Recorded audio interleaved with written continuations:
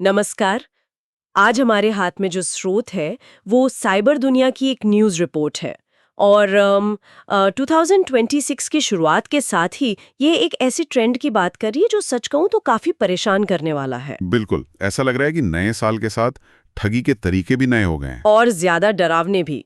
आज हम एक ऐसे बड़े साइबर फ्रॉड की बात करने वाले हैं जो पूरे देश में आग की तरह फैल रहा है। हम्म। तो चलिए इसकी तह तक जाते हैं, देखते हैं कि ये मामला है क्या, ये डिजिटल अरेस्ट की कहानी क्या है और सबसे जरूरी इससे बचने के रास्ते क्या है। बिल्कुल, और ये समझना बहुत जरूरी है कि ये सिर्फ पैसों का फ्रॉड नहीं है। ये एक मनोवैज्ञानिक जाल है, एक दिमागी हमला है। अच्छा। हाँ, यहाँ सबसे दिलचस्प और डरावनी बात यही है कि अपराधी अब सिर्फ टेक्नोलॉजी का इस्तेमाल नहीं कर रहे, तो फिर किसका कर रहे हैं? वो डर और अधिकार के मनोविज्ञान का इस्तेमाल कर रहे हैं। वो एक झूठी कहानी बनाते हैं, एक ऐसा माहौल जिसमें इंसान की सोचने समझने की शक्ति ही जवाब दे जाती है। और ये डर कितना असली हो सकता है इसका अंदाजा दिल्ली की एक घटना से लगता है जो इस रिपोर्ट में बताई गई है। एक महिला को व्हाट्सएप पर कॉल आता है। कॉल करने वाला खुद को किसी बड़ी जांच एजेंसी का अफसर बताता है और कहता है कि आपका नाम एक बहुत बड़े केस में आ गया है। और फिर वो उसे बताते हैं कि आपको डिजिटली अरेस्ट कर लिया गया है। सोचिए जरा, डिजिटल अरेस्ट। हाँ, और इसी डर और दबाव का फायदा उठाकर उसके खाते से 1,34,00,000 रुपए निकाल लिए जाते हैं। 1,34,00,000, ये रकम ही अपने आप में दिमाग सुन करने वाली है ना? ये तो ऐसी रकम है जो ज्यादातर लोग पूरी जिंदगी में नहीं देख पाते। और ये सब एक व्हाट्सएप कॉल पर हो गया, यकीन करना मुश्किल है। तो सबसे पहला और बुनियादी सवाल यही है कि आखिर ये डिजिटल अरेस्ट है क्या? ये कौन सी बला है जिसका नाम लेकर लोगों को इतना डराया जा रहा है? और यही तो सबसे बड़ा सवाल है, क्योंकि सारा खेल इसी एक शब्द डिजिटल अरेस्ट का है। अच्छा, नारकोटिक्स डिपार्टमेंट, मतलब कोई बड़ा सरकारी नाम। हाँ, या ईडी का अधिकारी बताते हैं।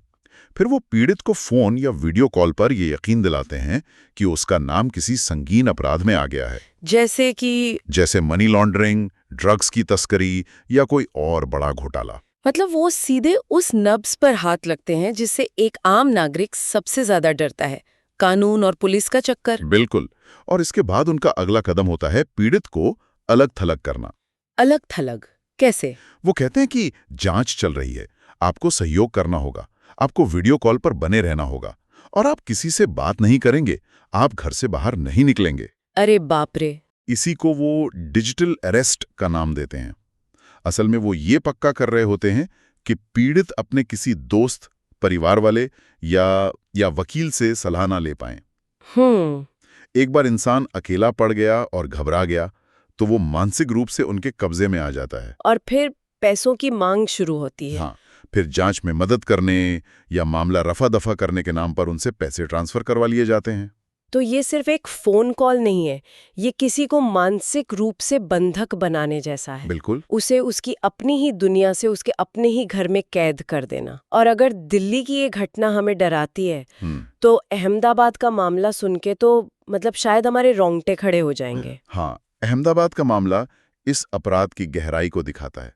रिपोर्ट बताती है कि एक 82 साल के बुजुर्ग को निशाना बनाया गया और उनके साथ ये ठगी 1 या 2 दिन में नहीं हुई। नहीं, उन्हें 3 हफ्तों तक, पूरे 21 दिनों तक लगातार मानसिक रूप से प्रताड़ित किया गया, डराया धमकाया गया। और इस दौरान उनसे धीरे धीरे करके 7 करोड़ रुपए ठग लिए गए।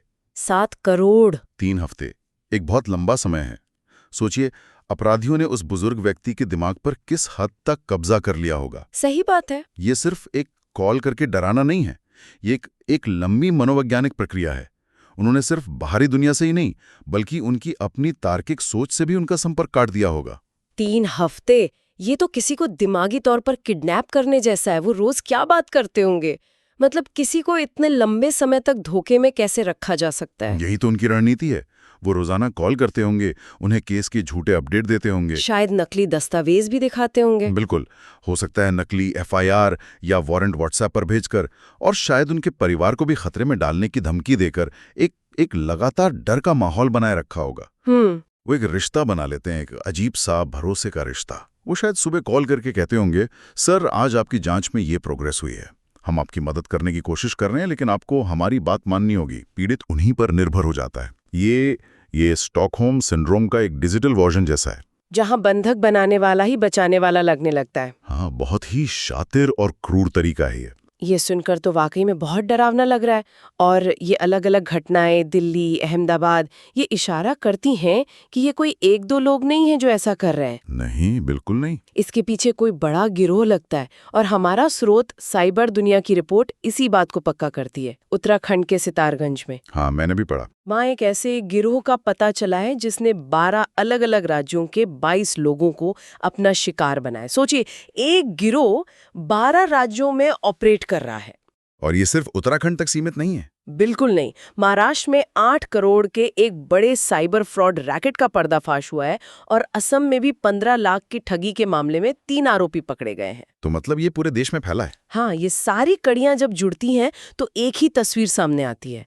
ये कुछ अकेले काम करने वाले लोगों का काम नहीं है, ये एक पूरा नेटवर्क है, एक इकोसिस्टम है जो देश के अलग अलग कोनों से ऑपरेट कर रहा है। और यहाँ एक महत्वपूर्ण सवाल उठता है, ये नेटवर्क इतने सफल क्यों हो रहे हैं? आखिर लोग इनकी बातों में आ क्यों जाते हैं? हाँ, ये जरूरी सवाल है। इसका एक सीधा जवाब है, भरोसे का दुरुपयोग। ये अपराधी सरकारी संस्थाओं जैसे पुलिस, सीबीआई या कोर्ट के नाम का इस्तेमाल करते हैं। ये ऐसी संस्थाएं हैं जिन पर आमतौर पर लोग भरोसा करते हैं, या कम से कम जिनसे लोग डरते जरूर हैं। अपराधी इसी भरोसे और डर को एक हथियार की तरह इस्तेमाल करते हैं। लेकिन क्या सिर्फ सीबीआई या पुलिस का नाम लेना ही काफी है? आजकल तो सोशल मीडिया के जमाने में लोग काफी शक्की हो गए हैं। क्या इसमें कुछ और भी है? आपने बहुत सही मुद्दा उठाया है। ये सिर्फ नाम लेने तक सीमित नहीं है। तो ये अपराधी अक्सर पहले से कुछ होमवर्क करते हैं। कई बार उन्हें लीक हुए डेटा से आपका नाम, पता या आधार नंबर जैसी जानकारी मिल जाती है। अच्छा। जब वो कॉल करके आपका नाम और पता सही सही बताते हैं तो आपका आधा भरोसा तो वहीं जीत लेते हैं। हाँ, ये तो है। आपको लगता है कि जरूरी असली अधिकारी होंगे। बिल्कुल। इसके अलावा वो एक खास तरह की भाषा का इस्तेमाल करते हैं। वो अर्जेंसी पैदा करते हैं, आपको तुरंत ये करना होगा वरना। वो आधिकारिक लगने वाले शब्द इस्तेमाल करते हैं, जैसे फेक केस फाइल नंबर बताना या किसी कानून की झूठी धारा का जिक्र करना। ये सब मिलकर एक ऐसा जाल बुनते हैं जिससे निकलना मुश्किल हो जाता है। ये सब सुनकर तो किसी का भी दिमाग घूम जाए और डर लगना स्वाभाविक है। तो सबसे बड़ा सवाल ये है कि अगर किसी के पास ऐसी कोई कॉल आती है तो उस स्थिति में खुद को कैसे सुरक्षित रखा जाए। स्रोत में कुछ बहुत साफ चेतावनियां दी गई हैं और मुझे लगता है उन्हें बार बार दोहराना बहुत जरूरी है। बिल्कुल, क्योंकि जागरूकता ही पहला और सबसे बड़ा हथियार है। तो पहली और सबसे अहम चेतावनी, कोई भी सरकारी एजेंसी, चाहे वो पुलिस हो, सीबीआई हो, ईडी हो या कोर्ट, कोई भी कभी भी फोन या व्हाट्सएप पर किसी को अरेस्ट नहीं करती। ये उनकी काम करने की प्रक्रिया का हिस्सा ही नहीं है। सही बात। गिरफ्तारी एक कानूनी प्रक्रिया है जो कागज पर होती है, आमने सामने होती है। अगर कोई फोन पर डिजिटल अरेस्ट की बात कर रहा है तो वो 100% फ्रॉड है। हाँ, इसमें कोई शक की गुंजाइश ही नहीं है। और दूसरी चेतावनी भी उतनी ही महत्वपूर्ण है, और वो ये है कि किसी भी हालत में, चाहे सामने वाला कितना भी डराए या धमकाए, अपना OTP, ATM पिन, पासवर्ड या कोई भी बैंक की डिटेल कुछ भी नहीं किसी के साथ फोन पर साझा ना करें। ये एक सुनहरा नियम है।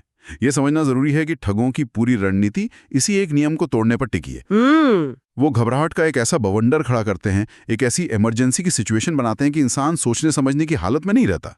उनकी पूरी कोशिश इसी पर होती है कि आप उस पहले 1 मिनट में घबरा जाएं। और अगर वो 1 मिनट निकाल लिया तो आप बच गए। तो सबसे अच्छा रिएक्शन क्या है? बस फोन काट देना। सबसे अच्छा और सबसे असरदार रिएक्शन है बिना कोई बहस किए, बिना कोई सवाल पूछे, बस फोन काट देना और उस नंबर को ब्लॉक कर देना। मामला असली होगा तो वो आपको आधिकारिक नोटिस भेजेंगे या पुलिस खुद घर आएगी। बिल्कुल, व्हाट्सएप पे न्याय नहीं होता। सही कहा, फोन काट देना ही पहला और सबसे जरूरी कदम है। लेकिन मान लीजिए कोई इस जाल में फंसने ही वाला है या किसी अपने के साथ ऐसा कुछ हो चुका है, तो मदद के लिए कहाँ जाना चाहिए? पहला व्यवहारिक कदम क्या होना चाहिए? स्रोत इस बारे में भी बिल्कुल साफ जानकारी देता है। हाँ, और ये जानकारी हर किसी के पास होनी चाहिए। ऐसे किसी भी मामले में बिना एक पल गवाए तुरंत राष्ट्रीय साइबर अपराध रिपोर्टिंग पोर्टल पर शिकायत दर्ज करें। वेबसाइट है cybercrime.gov.in और एक हेल्पलाइन नंबर भी है। हाँ, अगर कोई ऑनलाइन शिकायत नहीं कर सकता तो एक राष्ट्रीय हेल्पलाइन नंबर भी है 1930। इस नंबर पर तुरंत कॉल करना चाहिए। और यहाँ समय की कीमत बहुत ज्यादा है। दिलचस्प बात यह है कि जितनी जल्दी शिकायत की जाती है, पैसे वापस मिलने या उस लेन-देन को रोकने की संभावना उतनी ही बढ़ जाती है। अच्छा। हाँ, सरकार और बैंकों ने मिलकर एक ऐसा सिस्टम बनाया है, जहां 1930 पर कॉल करने के बाद वो तुरंत उस फ्रॉड ट्रांजैक्शन को फ्रीज करने की कोशिश करते हैं। इसलिए हर एक मिनट कीमती है। मतलब ये केवल बचाव नहीं है, बल्कि अपने अधिकारों के लिए लड़ना भी है। बिल्कुल। जब कोई पीड़ित तुरंत एक्शन लेता है, तो वो उस लाचारी की भावना से बाहर आता है जो अपराधी पैदा करना चाहते हैं। ये पीड़ित को वापस नियंत्रण देता है। तो आज की इस पूरी चर्चा से 3 बातें एकदम साफ हैं। पहला, डिजिटल अरेस्ट ठगी का एक नया और बेहद खतरनाक तरीका है, जो डर के मनोविज्ञान पर काम करता है। हाँ, और इसका कानून से कोई लेना देना नहीं है। दूसरा, ये अपराध बहुत संगठित है और पूरे देश में फैले हुए हैं। और तीसरा, जो सबसे जरूरी है, कि जागरूकता और शांति ही सबसे बड़ा बचाव है। घबराहट में कोई भी कदम न उठाएं। फोन काटें और किसी भी धमकी के आगे झुककर अपनी निजी जानकारी कभी साझा ना करें। बिल्कुल। और अगर हम इसे और बड़ी तस्वीर में देखें, तो ये सिर्फ पैसों की चोरी का मामला नहीं है। तो फिर क्या है? ये डिजिटल संवाद में हमारे भरोसे पर एक हमला है।